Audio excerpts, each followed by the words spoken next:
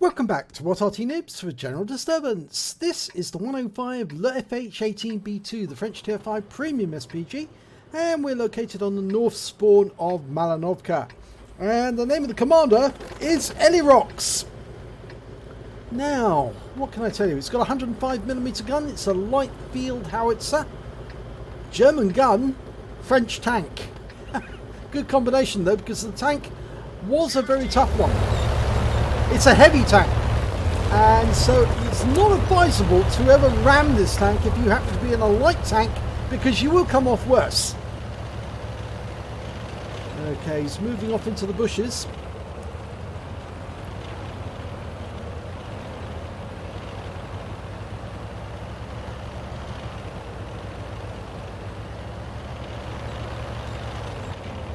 Okay, now he's concealed. Oh, he's going to the very back edge near the map.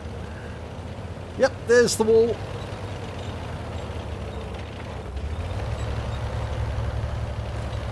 Okay, I think he's happy with that. And he's gone straight into the aim. This is an encounter battle. And you can see that he's gone so far back, actually, that he's too far away from the enemy. Far too far away. So I think he's going to have to move a bit closer if he wants to get shots on them. Yep. You see the flattened reticule, it's ovoid in shape, and that means he's almost at maximum range. There is an enemy that he can hit there, it's a KV-1, and he's moved up onto that lookout point, that prominent tree, overlooking the cap area, rounds out, and he's killed him! He got the KV-1 with one shot!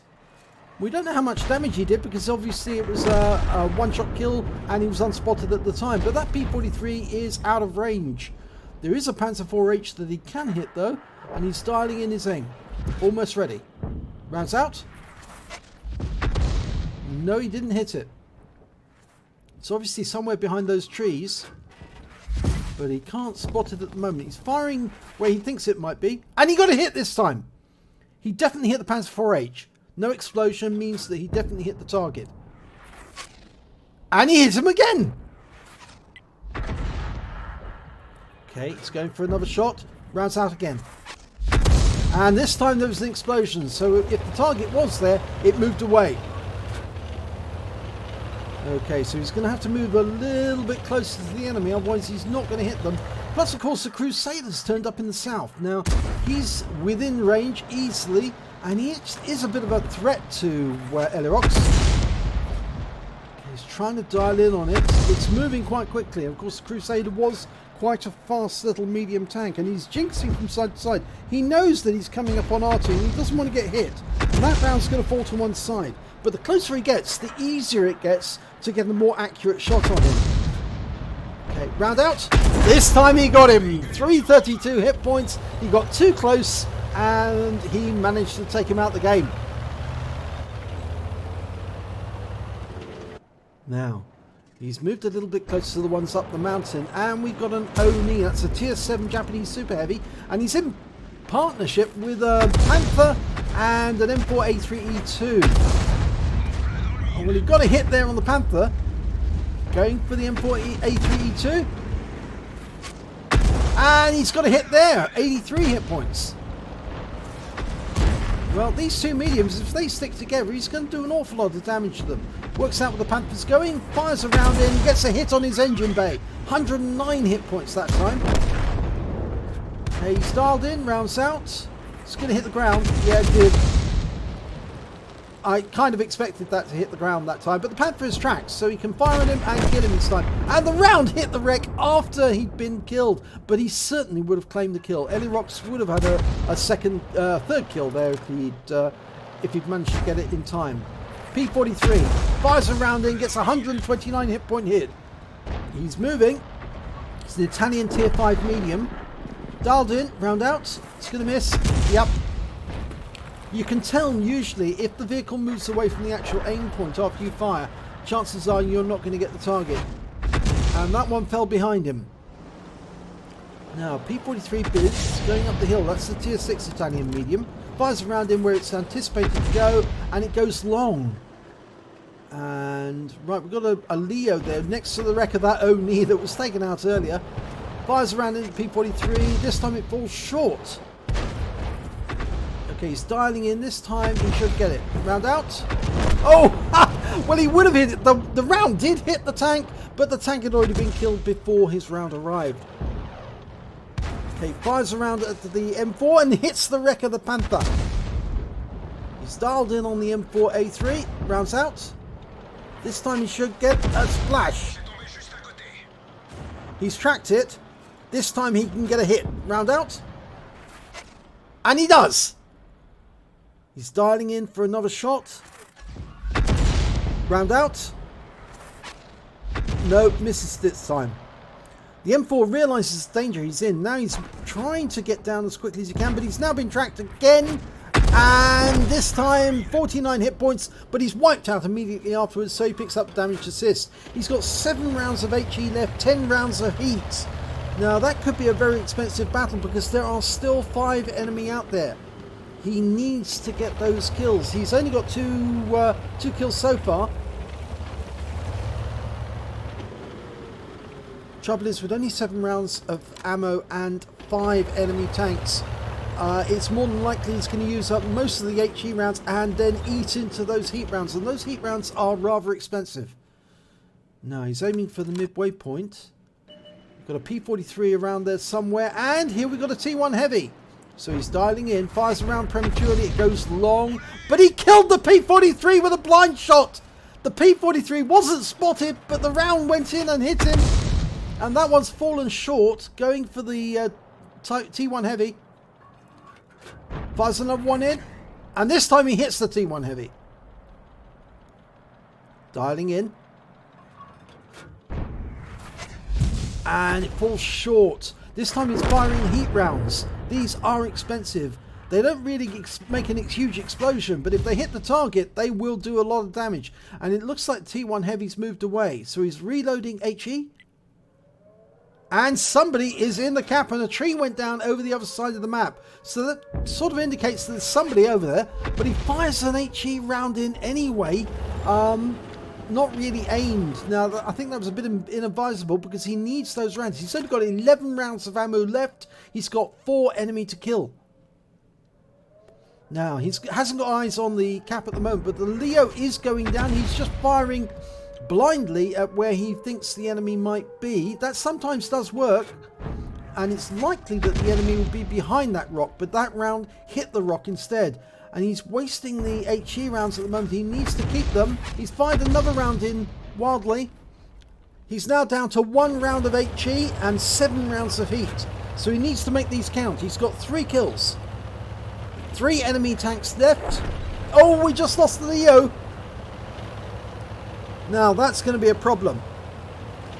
The enemy has got an E25, the cockroach, a Hummel and a Panzer IV-H. Now we don't know which tank was actually capping, but I suspect it was probably the E25. The Panzer IV-H was nearby the cap though.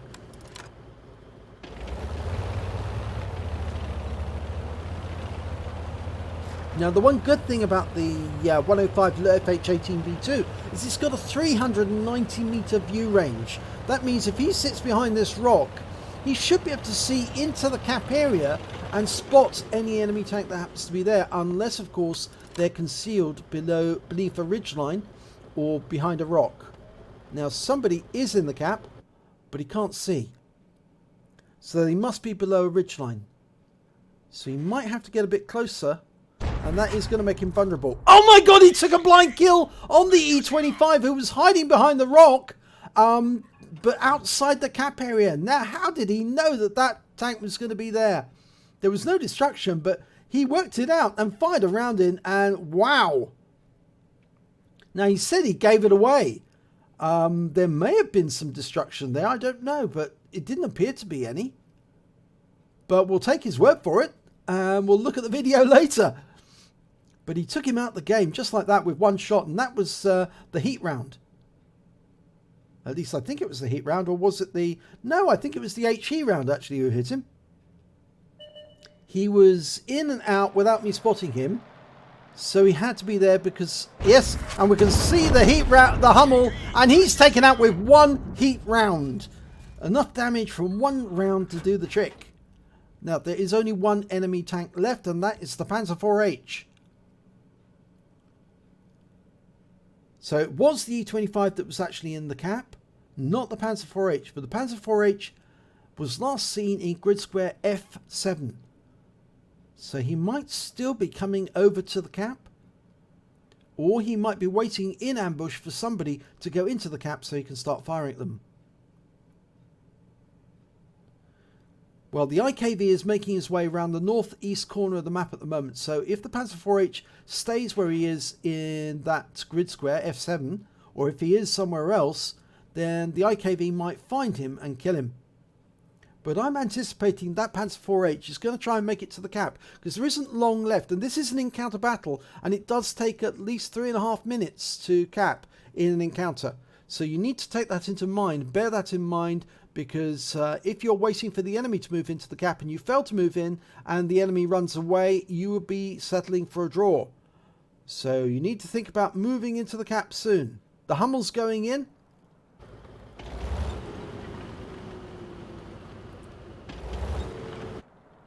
Elirox is looking around, seeing if the Panzer IV-H fires on the Hummel.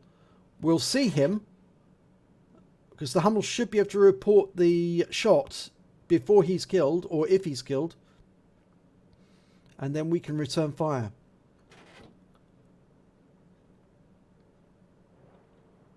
Okay, he's aiming for that spot there. Now, it sounded to me like that sounded like a shot was fired there.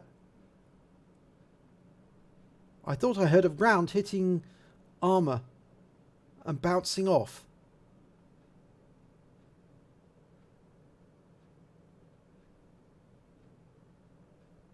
The IKV is making his way down the hill. He's coming towards spot F7. And there's the Panzer IV-H. He's been spotted.